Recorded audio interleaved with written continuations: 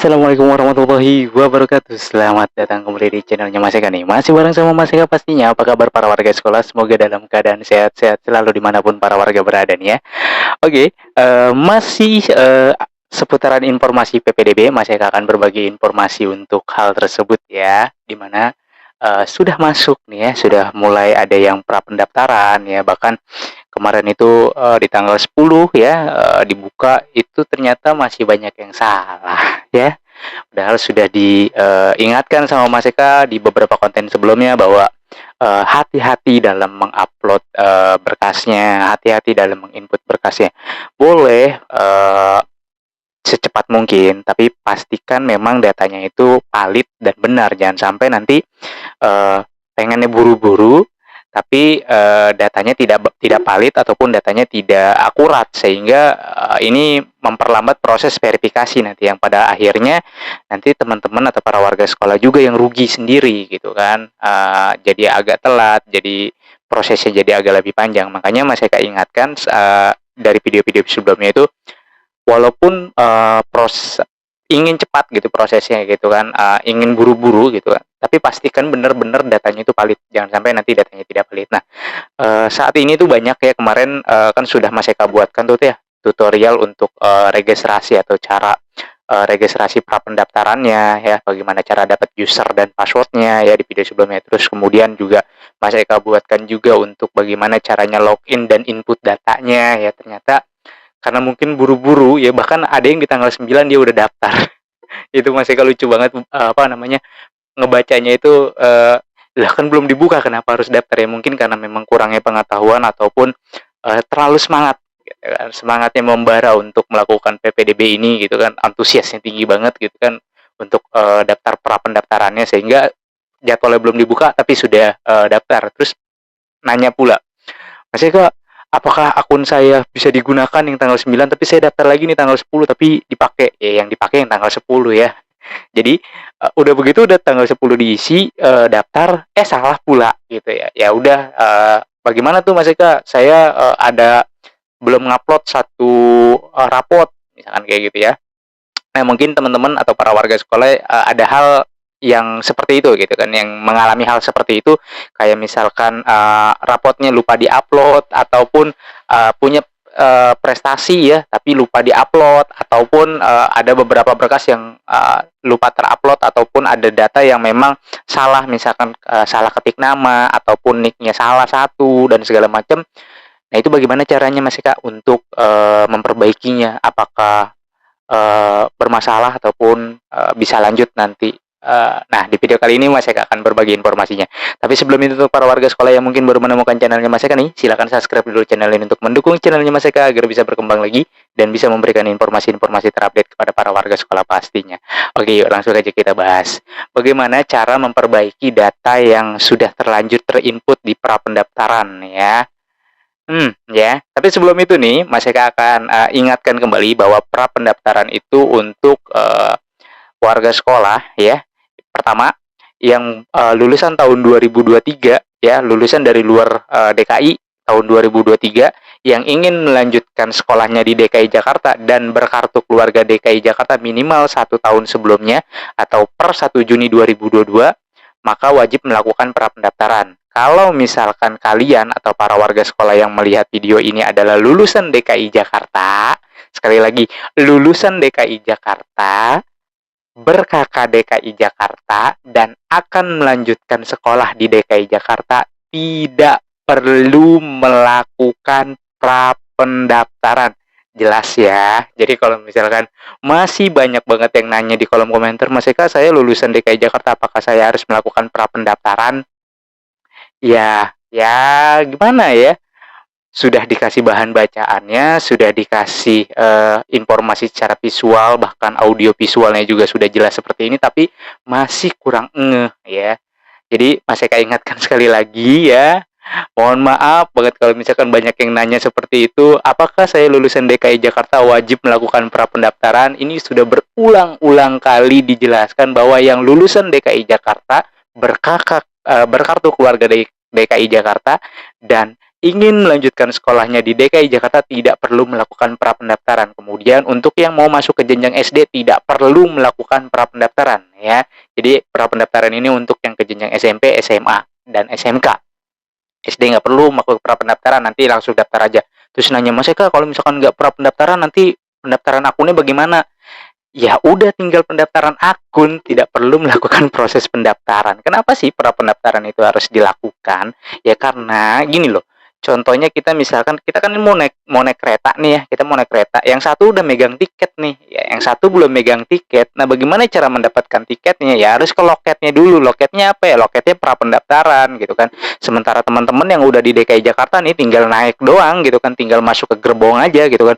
Dia kan udah punya tiket gitu kan, udah didata dari Dinas Pendidikan DKI Jakarta. Sementara yang ini datanya kan nggak ada, harus masuk dulu gitu kan, harus punya tiket dulu, baru nanti bisa proses PPDB-nya atau bisa masuk ke gerbongnya gitu kan. Kalau misalkan dia tiketnya aja nggak ada, datanya nggak ada, ya bagaimana mau mengikuti proses PPDB? Makanya dilakukan prapendaftaran itu loh ya.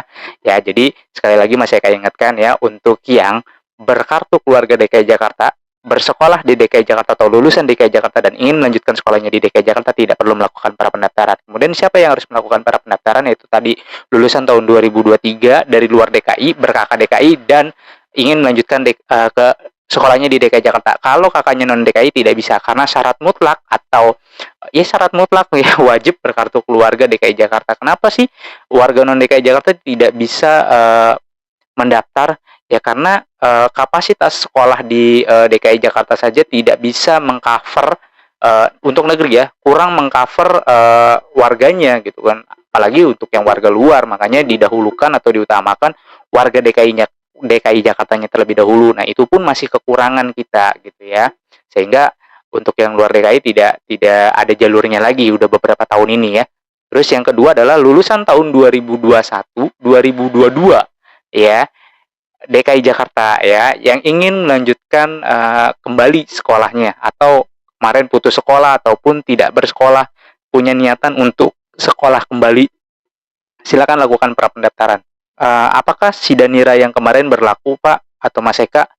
Silakan masukkan. Kalau bisa sih pakai rapot aja lah ya, pakai rapot. Kalau memang misalkan nggak mau repot, di situ justru udah enak ya. Kalau misalkan dari Sidanira kan yang kelas, kalau misalkan dari SD berarti kelas 4 ya, kelas 4 semester satunya udah ada tuh nilai-nilai, tinggal masukin. Paling ke sekolah tinggal nanya aja peringkat tahun lalu peringkat berapa ya. Kalau misalkan nggak itu ya pasti sekolah masih punya arsipnya lah gitu, ntar ditanyakan aja.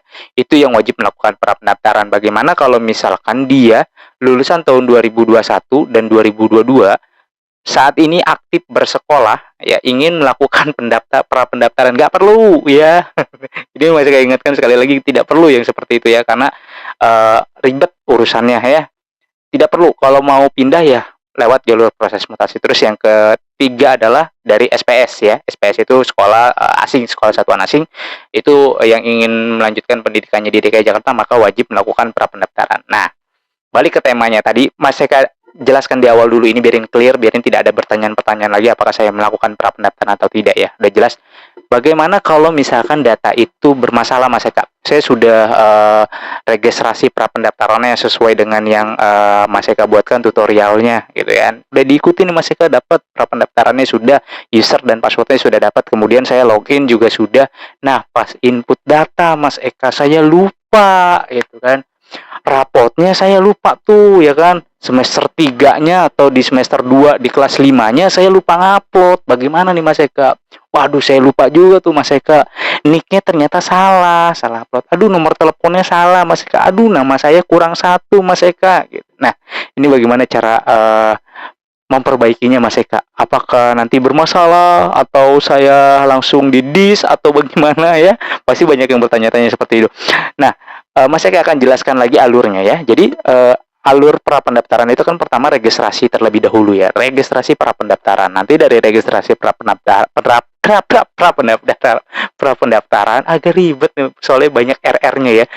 Registrasi prapendaftaran, nanti para warga itu kan verifikasi dulu ya, verifikasi dulu, cek identitas kependudukannya dulu ya, terdetek atau terdata tidak di database Dukcapil. Kalau misalkan ada semua ya udah tinggal masuk. Nah, Ketika sudah dapat user dan passwordnya, maka nanti para warga bisa langsung login seperti di video Mas Eka sebelumnya yang judulnya cara login dan input data di prapendaftaran.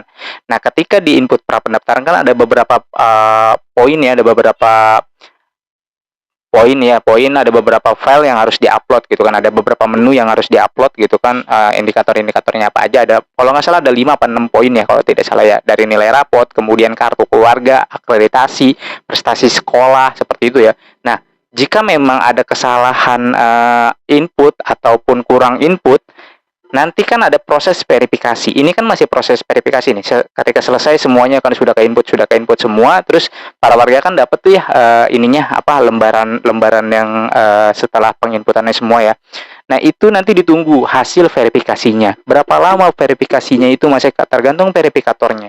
Mudah-mudahan sih nggak lama ya, karena memang kemarin itu Mas Eka lihat SK panitianya lumayan cukup banyak untuk di Dinas Pendidikan ya.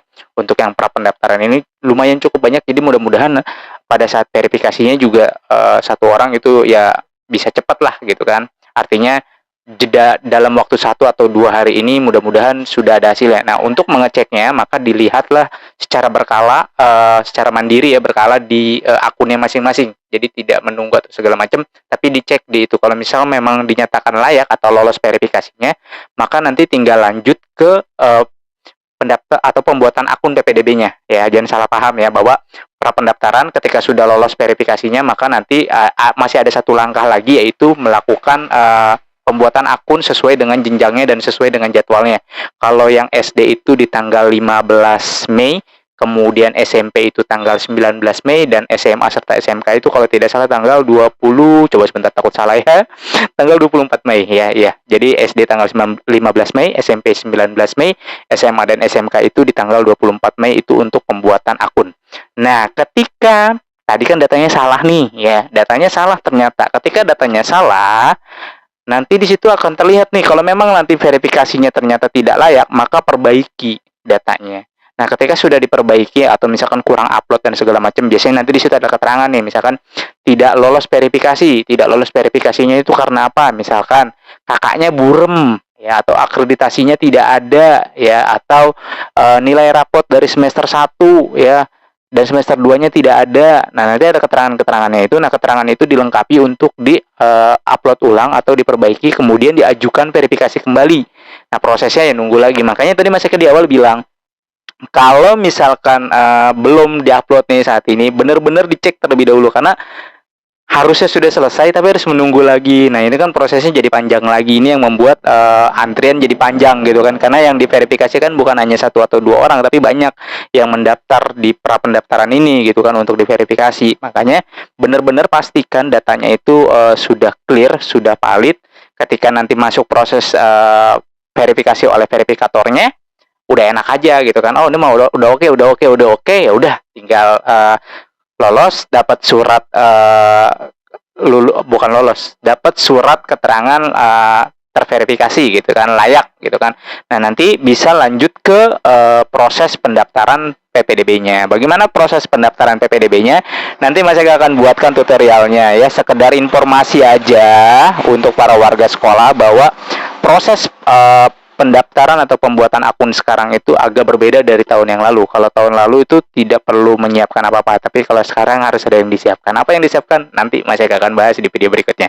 Oke, mungkin itu aja para warga sekolah informasi yang bisa Mas Eka sampaikan. Mudah-mudahan informasi ini bisa bermanfaat dan bisa menambah lagi wawasan seputaran tentang PPDB kepada para warga sekolah ya.